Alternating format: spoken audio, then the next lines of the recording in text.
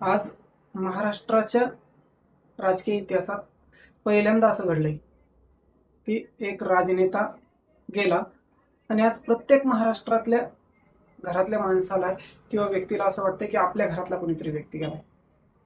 माझाही दूरदूरपर्यंत राजकारणाशी कसलाही संबंध नाही, मला राजकारणातलं फार काही कळत नाही.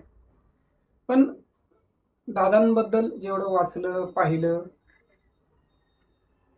त्याच्यावरून एक कळतं की दादा हे नेहमी समाजासाठी काम करायचे. आणि आज सगळ्यांना हसवणारे दादा आज सगळ्यांना अचानकपणे असे रडवून गेले.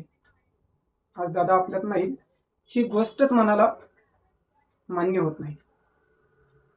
महाराष्ट्र राज्याचे उपमुख्यमंत्री आणि सर्वांचे लाडके, लहानांपासून तर मोठ्यांपर्यंत सर्वांचे असे दादा यांना भावपूर्ण श्रद्धांजली.